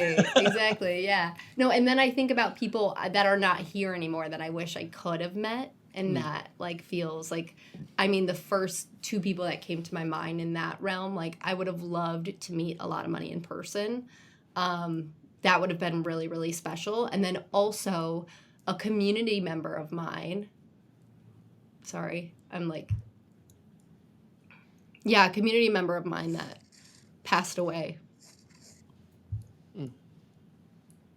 You know, it's wild. No, it's you know, like it's strange. Like I've been again like working with people in the space for the past year and a half, and like I've had the privilege of like sitting in a physical studio, right, at these places all over the world, and have this crazy cast of characters come into the door and get to meet them one by one and spend. I mean, Bailey, I kept in a chair for 3.5 hours, you know, but like between an hour and a half to 2 hours, and it's interesting and sort of serendipitous that you go there, because A Lot of Money is somebody who just comes up time and time again that I think for one reason or another, sort of whenever this person's summoned, kind of just like reminds everyone in the space of what it means to be mortal, you know, and it always sort of leads there one way or another. I feel like when he's in the room, and it's a beautiful thing, because I feel like not a lot of people who don't know this space would know sort of how very real these relationships are, and the communities are, and what care really goes into building and maintaining them. Yeah, no, totally. And I have a lot of regret that there was a community member of mine, John, that. Oh, sorry, this is like totally not what I should be doing on this podcast. but that was trying to meet me in person at in New York when I was like really, really pregnant. And it didn't end up, I didn't see their Twitter DM, and later they passed away, and I have a lot of regret for that. Yeah, well, we appreciate, and obviously that's a really sad story in a lot of ways, but it also shows very much the human side of you, which I think absolutely is the point of having this podcast in general, right? That you're a real person and a real human who cares a tremendous amount about your community and the people that are around you, and that is literally the only goal of this podcast. So thank you for opening up and yeah, sharing. sorry, you guys didn't expect that your first guest would be like freaking crying on the we're hitting all the notes apparently. Yeah, and it just like it went like it is like, even with my comment of I would love to upload my brain to the internet and live forever. It's something I've thought about for a long time, and I would love for that for my loved ones and my family. And I think about that for like the community and the people around me. Like, I feel so lucky. I have such an incredible life. I have a lovely husband, a lovely son, 2 cats, an amazing nanny, and I feel so lucky for that I get to do what I love every day. I get to be around the community that I love every day. Like, I am so incredibly lucky. And I just think about, and not that people who have passed away are less lucky or anything like that, but it just makes me, I love everyone that I've met, my collectors, like my friends, like they make a real impact on me. And like, I feel so connected to people. It feels different when you meet people in person, you know what I mean? And that feeling for me is just so important. So when I think of someone that I wish I would have met or could meet, it's really those people that have impacted me virtually in the digital spaces that I wish I could have had that real connection with them in person. Because it does, I've always believed that it does feel so different. And that's why, like, I know a lot of people think, oh, why would I ever want NFTs physically? I don't have enough room in my wallet. It should all be digitally. But for me, I still like go back to that. Like, oh, it is important to have art on your walls. It is important to meet the people in person. And so that's when I really think of like who I'd want to meet. It's those people that have made such an impact on me, and I know that I'll never get the chance to meet them. So that's why I sort of went there. So sorry I went there, but I'm glad apologies. Those are definitely the people.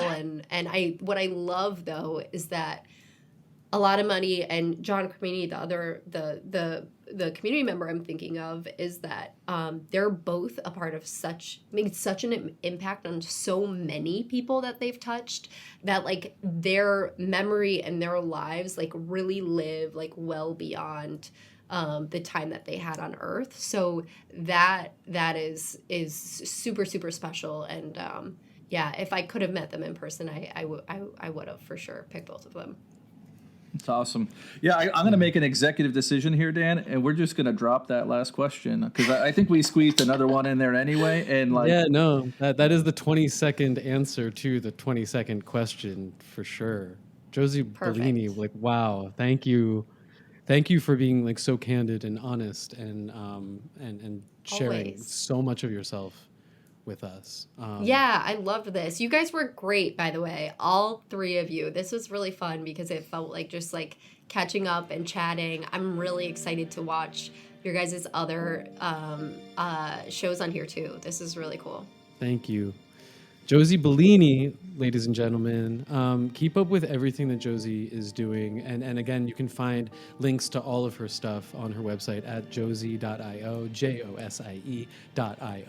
Josie Bellini. Hear this name, remember it. You will see it everywhere soon if you haven't already. She's doing incredible work, and I encourage anyone who hasn't actually seen it with their eyes, definitely go and check it out now. Josie, thank you so much for hanging out with us. We have a lot more for this episode, but first, a pre-roll. Hi all, it's Benjamin here. I'm a 13-year-old schoolboy from London, fascinated by the world of cryptocurrencies. Last year, I launched my own NFT project called Weird Wells, and it went viral. As a young person who has grown up in these rapidly changing times, it's extremely important to document the crypto art and digital assets movement, and that's why I'm honoured to be a part of New Here. New Here is both a film and an NFT project by Dan Sickles, which aims to capture the stories within the crypto art movement, featuring some of the greatest minds within the space, such as Tyler Hobbs, G Money, Claire Silver, and Snowthrow. There's 3 ways you can get involved in the project. The first is to head over to their Twitter and give them a follow. The second is to jump into our Discord, where we have an extremely vibrant community. And the last is to mint a newbie NFT, which you can do so to support the project. Or at newhere.xyz.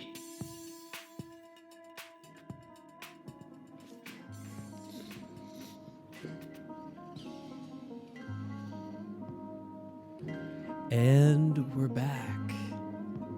Gather round, children. It's a very special time. It's time for some deep cuts. Deep Cuts is a segment where we ask a friend in the cryptosphere to share a story from their past, to tell us something about how this crypto space came into being through their eyes. And this week, we have ROBNESS. Capital R, capital O, capital B, capital N, capital E, capital S, capital S. One of our greatest artists in the space and one of our best friends at the Dankness and the cryptosphere, sharing his deep cut. You can learn more about him at ROBNESS Official. That's at ROBNESSOFFICIAL. Make sure you use all caps for it. He'll appreciate it. Here's ROBNESS.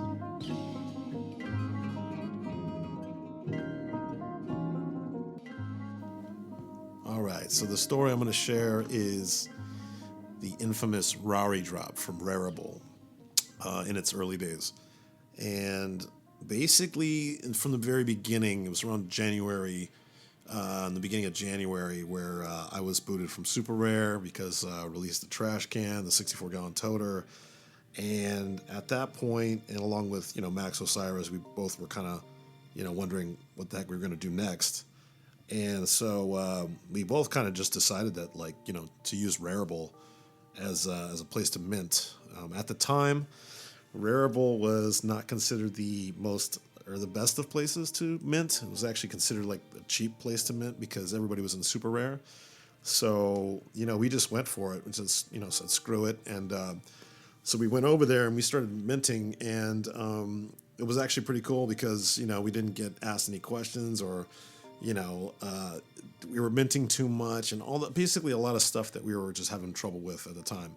And in regards to Super Rare, it's all water under the bridge, but we had to make a choice. And so we went over there and we started minting away like crazy. So we were having a good time. We ran into a lot of new people.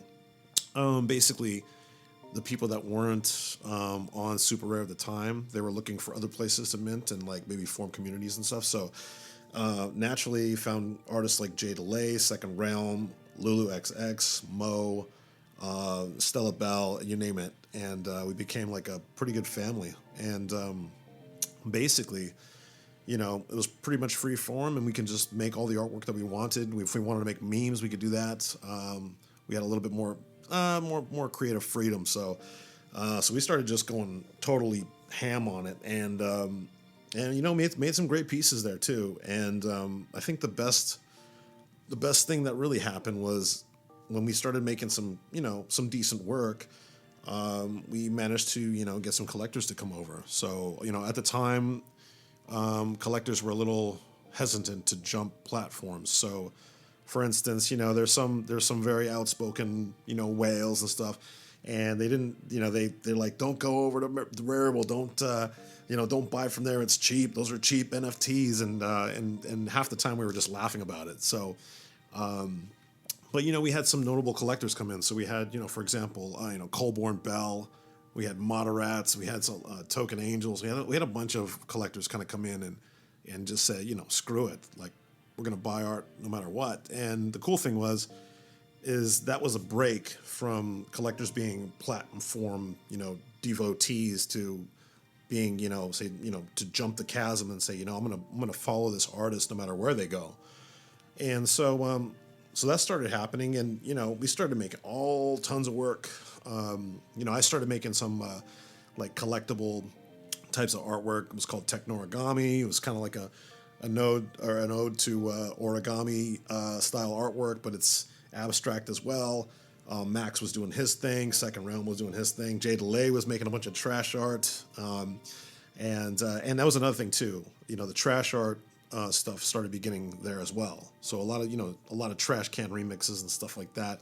And if you don't know trash art, it's basically like a movement / meme that started because after my piece got removed, there was an article that was written on Cointelegraph, and after that point, it just went like wildfire. A lot of pieces were getting remixed and so forth. So, but yeah, we had our own little family there, and all these artists had their own artistic objectives as well. So they were able to just do their own thing, but also we were just kind of a tight knit family as well. And then it got kind of to a fever pitch. So in the beginning, Rarible had this leaderboard on the left of the screen. If you go to Rarible right now, it's totally changed. Same with OpenSea. OpenSea has changed as well.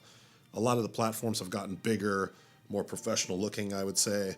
But during that time, the scoreboard was, it was myself, it was Max, it was some other artists, and whenever we sold artwork, we would have a point score, and so it would show how much ETH we sold. So half the time, like, I think it was Max and I, we were just kind of, Max would be, number one week, and I'd be number one another week, and we just kind of switch back and forth, and it was almost like a friendly competition. It was a good time because we were just, we were having fun, a lot of fun, and so much fun that I think a lot of other people wanted to kind of get in the mix, and after a while, it didn't get so bad. A lot of artists started kind of looking at the platform saying, you know what, it's actually kind of fun to mint here. So we would see kind of some artists from Super Rare kind of jump over and kind of test the waters and stuff. And sometimes we'd laugh too. We'd say, oh, this artist got over and came over. So we would see everybody kind of come in, like right through the front door.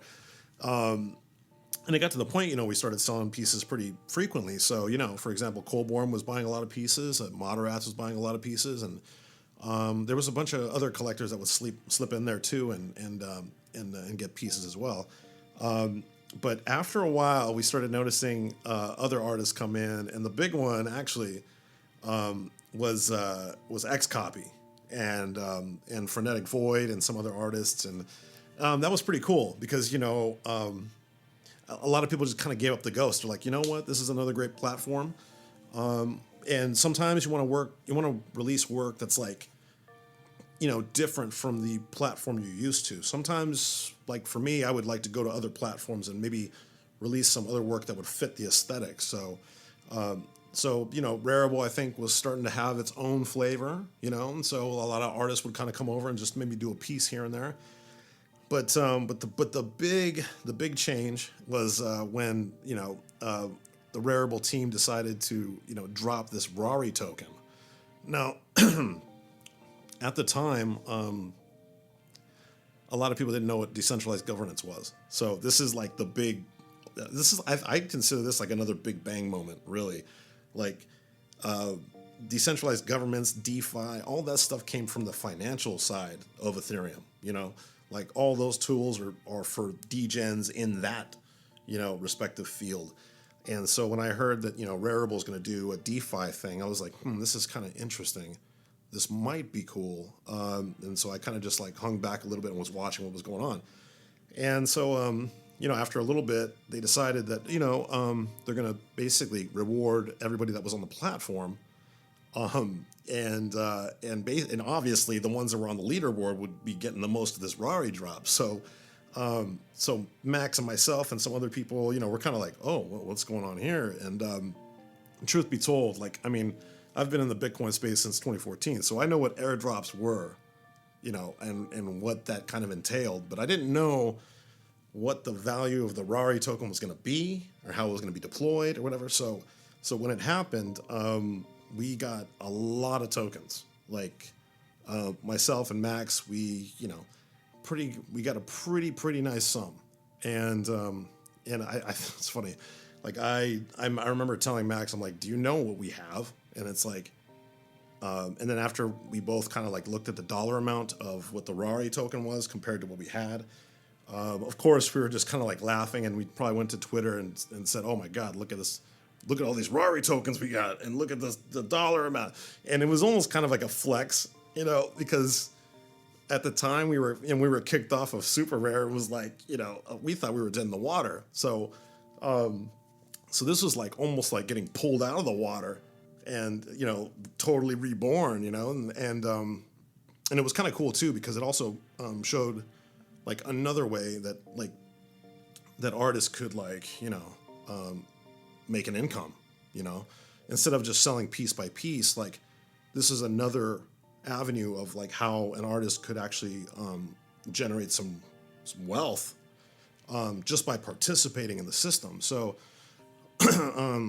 so basically, we got those Rari tokens, and after that, it was like people were looking at us, and they probably were like looking at our wallets and going, what the heck is going on? And then after that happened, all these artists started coming onto Rarible, because when you sold art pieces, you would also get Rarible token.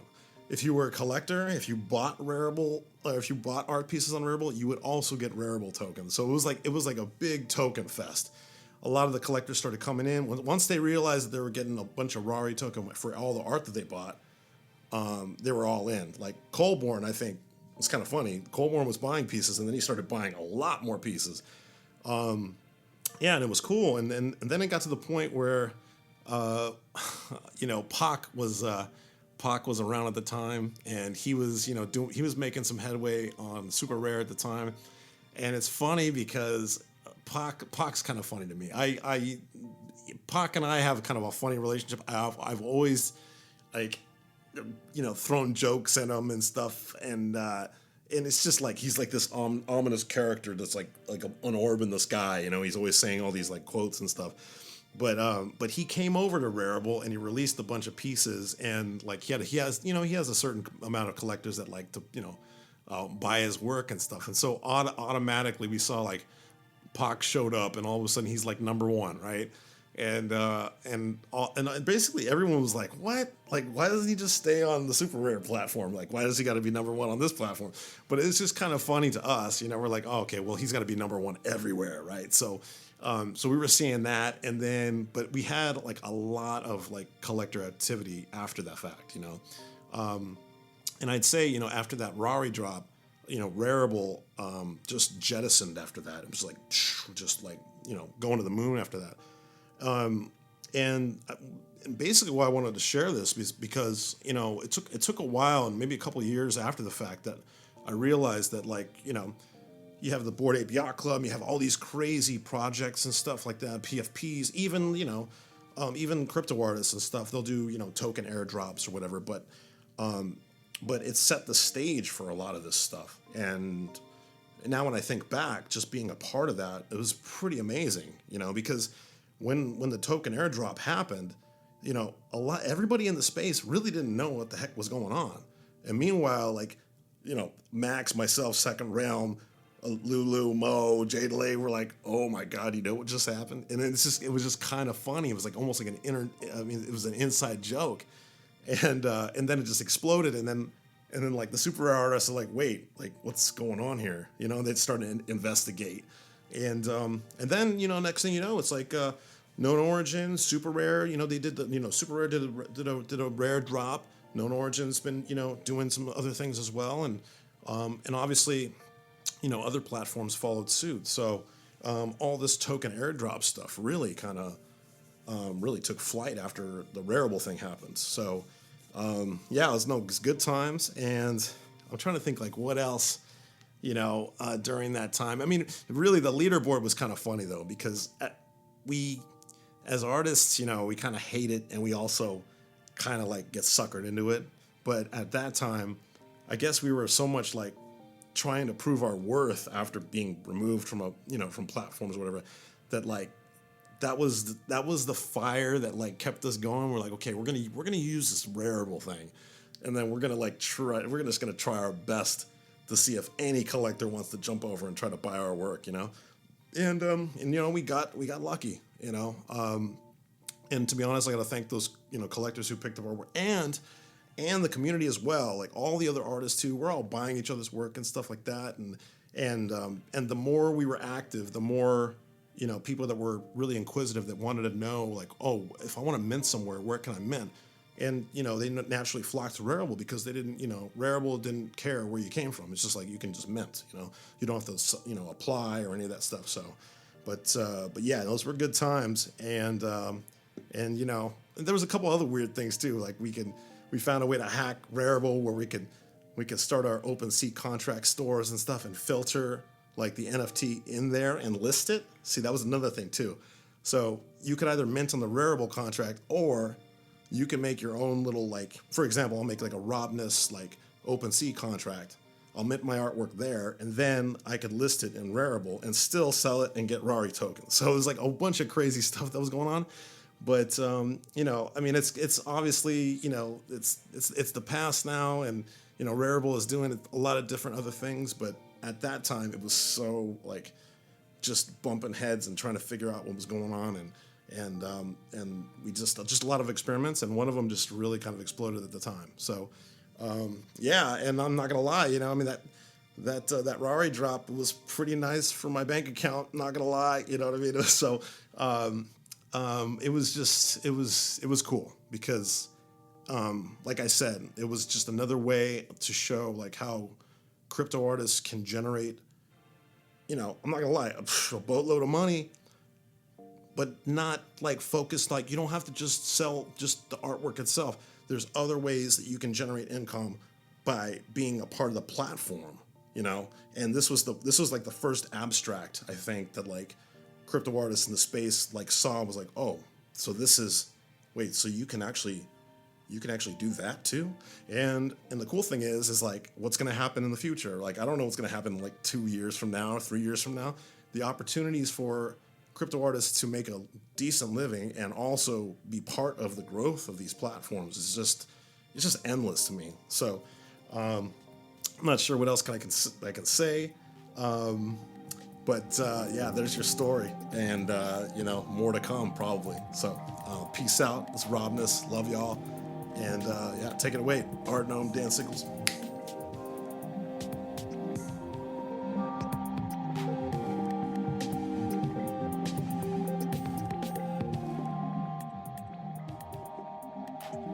Thanks so much to ROBNESS for sharing that story with us at the Dankness. You can find more about ROBNESS at ROBNESS Official, all caps, at capital R, capital O, capital B, capital N, capital E, capital S, capital S, capital O, capital F, capital I, capital C, capital I, capital A, capital L. Boom. Oh, very nice.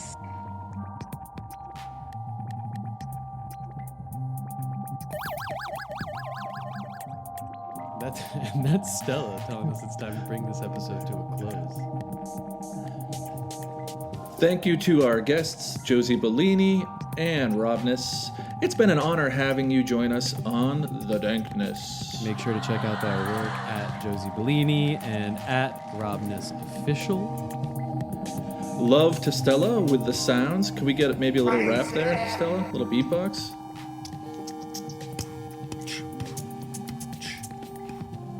Oh. You can find us on the interwebs at thedankness.xyz, at newhere.xyz, and clubnft.com. You can also catch us on our personal accounts at Artnome, that's at ARTNOME, Mr. Jason Bailey himself, This is Art. and me, Get it? at Dan Sickles, at Dan_Sickles, SICKLES. And without further ado, we bid you a dank day. Stella, take us out. Oh, episode 1. Artnome in the house. In the his ow. We finished first episode and now it's done. Now we're gonna make the second one and have fun.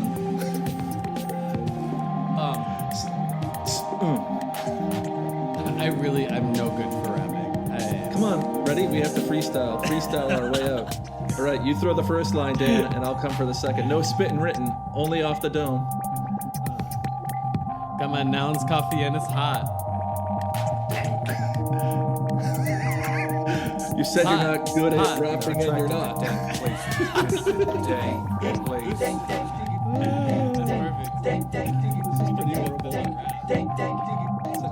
Such a good rap.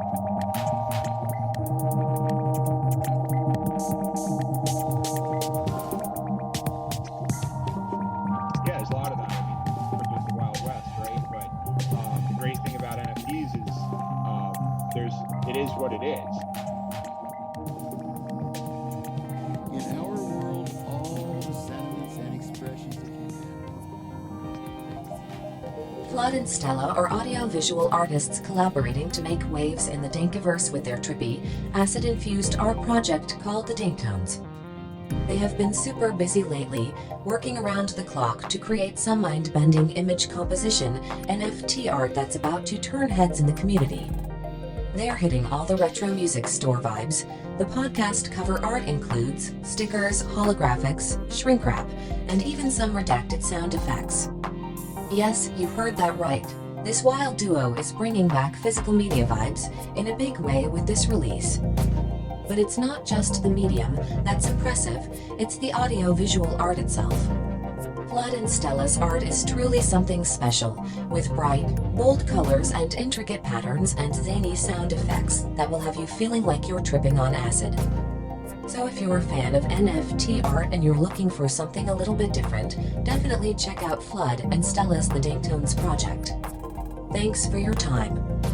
Have a dank dank dank dank dank dank dank dank dank dank dank dank dank dank dank dank dank.